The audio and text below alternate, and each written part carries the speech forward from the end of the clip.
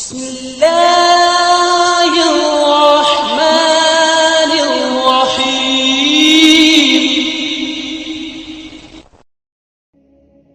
پینڈو history blog میں آنے والے خواتین و حضرات کو السلام علیکم۔ دوستو، ویسے تو دنیا میں بہت سی قومیں ہیں جن میں سے ایک قوم پٹھان یعنی پختون قوم ہے۔ کہا جاتا ہے کہ پٹھان قوم بہت نڈر، وفادار اور غیرت مند قوم ہے۔ تو پیارے دوستو، سٹوری شروع کرنے سے پہلے آپ سب سے التجا ہے کہ جو لوگ پینڈو ہسٹری بلاگ میں نئے ہیں وہ چینل کو سبسکرائب کر دیں اور ساتھ میں دیے گئے بیل آئیکن کو بھی پریس کر دیں تاکہ ہماری ہسٹری کے متعلق ہر نئی آنے والی ویڈیو سب سے پہلے آپ تک پہنچے۔ تو چلتے ہیں سٹوری کی طرف۔ پٹھان کو فارسی میں پشتون، مقامی زبان میں پختون اور اردو میں پٹھان کہا جاتا ہے۔ یہ قوم دنیا بھر میں پھیلی ہوئی ایک غیرت مند قوم کے طور پر گردانی جاتی ہے، جن میں افغانستان، پاکستان اور بھارت اول نمبر پر ہے۔ دنیا میں پشتون اپنی وفا اور غیرت کے نام سے جانے جاتے ہیں۔ لفظ پشتون کا مطلب ہوتا ہے غیرت و وفا والا اور اپنے عزت اور دین پر مر مٹنے والا۔ پشتونوں نے قیام پاکستان میں بھی بھرپور حصہ لیا۔ پشتون کی اصطلاح عموماً پٹھان اور افغان پشتو بولنے والے قبائل کے لیے استعمال ہوتی ہے۔ بعض اوقات پٹھانوں اور افغانوں کے درمیان امتیاز بھی کیا جاتا ہے، لیکن یہ سارے پٹھان ہی کہلاتے ہیں۔ بعض ان میں کافی فرق بھی کرتے ہیں اور پٹھان پشتون اور افغان کو الگ الگ قبیلوں سے تصور کرتے ہیں اور ان ناموں کی وجہ سے تسمیہ اور تاریخ الگ الگ بیان کرتے ہیں۔ بہرحال میں بحیثیت مجموعی ان سب کا تذکرہ کرنے میں ہی افیت سمجھتا ہوں، کیونکہ زیادہ تفصیل میں گیا تو بات بہت زیادہ لمبی ہو جائے گی۔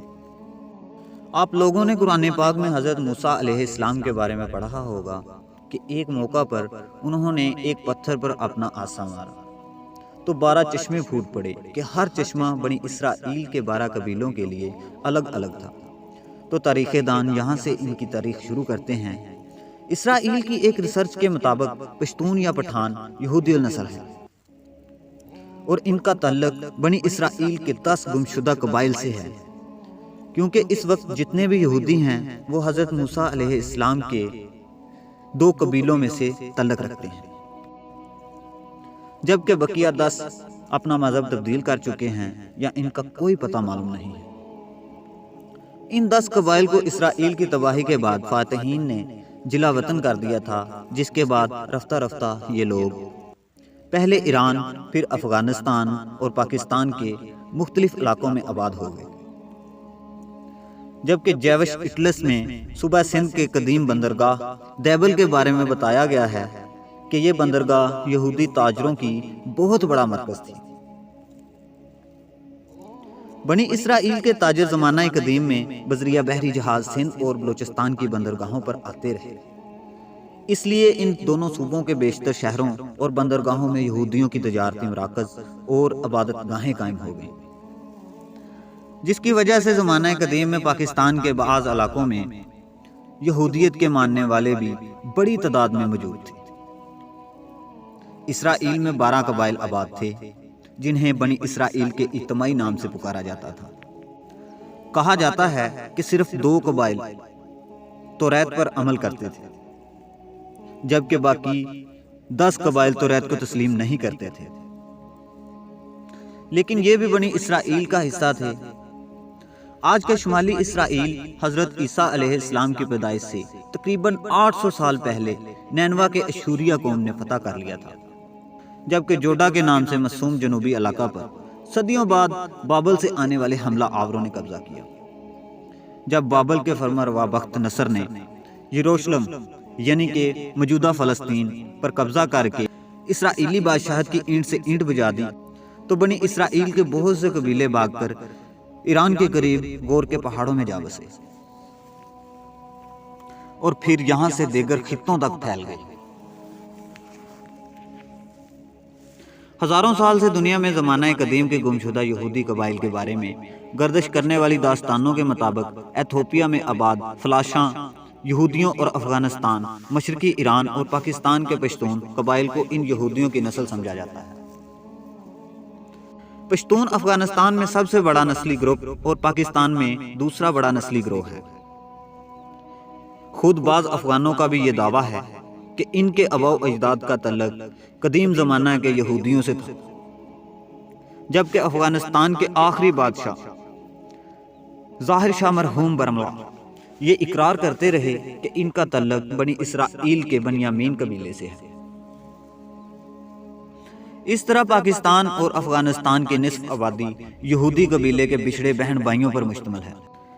ان کے مسلمان ہونے کے بارے میں تاریخ سے یہ پتہ چلتا ہے کہ آن حضور صلی اللہ علیہ وآلہ وسلم زمانہ میں ایک قریش سردار خالد بن ولید رضی اللہ تعالی عنہ ان لوگوں کے پاس رسالت کی خبر لے کر آئے، اور اس خبر کی تحقیق کے لیے کیس نامی شخص کی قیادت میں چند سرداروں کا وفد ان کے ساتھ مکہ روانہ ہو گیا۔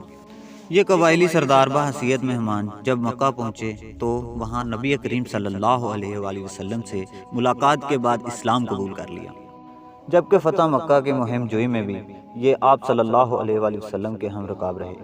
ان سرداروں کو واپسی پر حضور نبی کریم صلی اللہ علیہ وآلہ وسلم نے تحفے تحائف بھی دیے، اور اس وفد کے امیر کیس کا اسلامی نام عبدالرشید رکھ دیا، جبکہ اسے پہتان یا بتان کا لقب بھی عطا کیا، اور پھر یہی لفظ بگڑ کر پٹھان بن گیا۔ افغانوں کی روایت کے مطابق بھی امیر کیس کا نام عبدالرشید خود نبی کریم صلی اللہ علیہ وآلہ وسلم نے رکھا، اور فرمایا کہ ان کی نسل اسلام پر اس قدر مضبوطی سے کاربند ہوگی کہ جس طرح کشتی کا بتان ہوتا ہے، اور پھر یہی لقب بعد میں زبان کے تغیرات کے باعث پٹھان بن گیا۔ جبکہ لفظ پختون کی وجہ تسمیہ یہ بھی بیان کی جاتی ہے کہ بخت نصر کے ظلم سے بھاگ کر ایران میں پناہ لینے والے قبائل میں سے ایک قبیلے کا نام بنی پخت تھا، جس سے تعلق رکھنے والوں کو رفتہ رفتہ پختون کہا جانے لگا۔ اہل ایران انہیں افغان کہتے ہیں، جس کی وجہ یہ بتائی جاتی ہے کہ جب بخت نصر نے ان لوگوں پر عرصہ حیات تنگ کر دیا، یہ لوگ اس ظلم کے خلاف افغان کرتے رہے۔ اور ایک بات یہ بھی بیان کی جاتی ہے کہ افغان سلیمان علیہ السلام کے ایک بیٹے کا نام تھا، اور ان کو جنات کی زبان سے بہت پیار ہو گیا تھا، تو انہوں نے اپنے والد حضرت سلیمان علیہ السلام سے کہا کہ جنات کو کہیں کہ مجھے اپنی زبان سکھائیں۔ حضرت سلیمان نے اپنے بیٹے کی درخواست قبول کی اور جنات کو حکم کیا کہ افغان کو جنات کی زبان سکھائی جائے۔ وہ زبان بعد میں پختون کے نام سے مشہور ہو گئی۔ بعض مورخین کے مطابق پٹھان آریائی یا یونانی نسل سے ہیں، اور بعض کے نزدیک یہ کیس عبدالرشید کی اولاد ہیں، جبکہ تیسرے نظریے کے مطابق ان کا تعلق بنی اسرائیل کے گمشدہ قبائل سے ہے۔ خود کو کیس عبدالرشید کی اولاد سمجھنے والوں کا نظریہ یہ ہے کہ مکہ میں قیام کے دوران حضرت خالد بن ولید نے اپنے صاحبزادی ان کے مورث اعلیٰ کے نکاح میں دے دی تھی، جنہیں وہ ہمراہ لے کر اپنے وطن واپس آیا، اور پھر انہوں نے یہاں اپنی بقیہ زندگی اسلام کی ترویع و اشاعت میں صرف کر دی۔ اس طرح کیس عبدالرشید کی اولاد پٹھان کہلاتی ہے، جبکہ یہ بھی کہا جاتا ہے کہ خود کیس عبدالرشید کا تعلق بنی اسرائیل کے بادشاہ ساؤل یعنی حضرت طالوت کی 37ویں پشت سے تھا۔ اس طرح آخری دونوں نظریات کی روشنی میں ان کا تعلق بنی اسرائیل سے ہی بنتا ہے۔ سب سے بڑی عجوبہ خیز بات یہ ہے کہ ان میں یوسف زئی کے بیٹے داؤد خیل کے بیٹے موسیٰ خیل اور سلیمان کے بیٹے سمجھے جاتے ہیں، لیکن ان کی تصدیق کرنا بہت مشکل ہے کہ موسیٰ خیل، داؤد خیل، یوسف زئی، سلیمان خیل وغیرہ کا قدیم پس منظر کیا ہے۔ بہرحال اس تاریخ میں اتنی باتیں شامل ہو گئی ہیں کہ اصل حقائق کی تصدیق لگ بھگ ناممکن سی ہو گئی ہے کہ کون سی بات درست ہے اور کون سی جھوٹ۔ بہرحال ہندوستان والے انہیں پٹھان کہتے ہیں، جبکہ پاکستان انہیں پٹھان اور پشتون ایرانی افغان کہتے ہیں، مگر یہ خود کو پختون کہتے ہیں۔ افغانوں یا پٹھانوں کے کئی اوصاف عربوں سے ملتے جلتے ہیں۔ عرب قوم مہمان نواز، بہادر اور اہل قلم ہونے کے ساتھ ساتھ دوسری قوموں سے اتنی جلد مرعوب نہیں ہوتی تھی۔ ان چند اوصاف کے علاوہ کوئی اور اوصاف عربوں کے اندر زمانہ جاہلیت میں نظر نہیں آتے۔ حیرت کی بات یہ ہے کہ یہی چند اوصاف افغان یا پٹھان قوم میں بھی اس شدت کے ساتھ پائے جاتے ہیں، جبکہ ان کی بیشتر چیزیں یہودیوں سے بھی ملتی جلتی ہیں۔ نسلی طور پر دونوں اپنے آپ کو دنیا کی بہترین قوم تصور کرتے ہیں۔ مذہبی طور پر سخت اور سر پر ٹوپی رکھنے کا رجحان بھی عام ہے، جبکہ اس کے علاوہ بھی کئی رسم و رواج مشترک ہیں۔ ذہن میں رہے کہ پشتونوں کا یہودی نسل سے ہونا قابل فخر بات ہے، نہ کہ موجب توہین، کیونکہ یہودیوں نسل ہونا شاید تب اس قوم کے لیے توہین کا موجب ہوتا جب وہ سید الانبیاء حضرت محمد صلی اللہ علیہ وآلہ وسلم پر ایمان نہ لاتے۔ یہ تو ان کی غیرت کی بلندی اور ایمان کی عظمت کا نشان ہے کہ یہودیوں نسل ہوتے ہوئے بھی نبی کریم صلی اللہ علیہ وآلہ وسلم پر ایمان لے آئے، کیونکہ یہ وہی آخری نبی ہیں جن کے اوصاف تورات و انجیل میں مذکور ہیں، اور جن کی وجہ سے ہی اہل کتاب آپ صلی اللہ علیہ وآلہ وسلم کے ایک نجات دہندہ کے طور پر منتظر بھی تھے۔ لیکن بعد میں انہوں نے محض اس جلن اور حسد کی وجہ سے حضرت محمد مصطفیٰ صلی اللہ علیہ وآلہ وسلم کی نبوت کا انکار کیا کہ ان کا تعلق بنی اسرائیل سے نہیں تھا۔ بنی اسرائیل کی طرف سے آپ صلی اللہ علیہ وآلہ وسلم کی نبوت کا یہ انکار دلائل پر نہیں بلکہ نسلی منافرت اور حسد و عناد پر مبنی تھا۔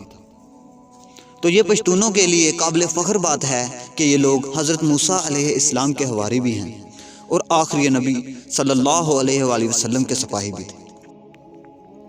تو معزز خواتین و حضرات، آپ سے ایک عرض ہے کہ اگر آپ چاہتے ہیں کہ ہم اپنے چینل پر اس طرح کی تاریخی ویڈیو اپلوڈ کرتے رہیں تو پلیز ویڈیو کو لائک اور کمنٹ کر کے ہماری حوصلہ افزائی کرتے رہیں۔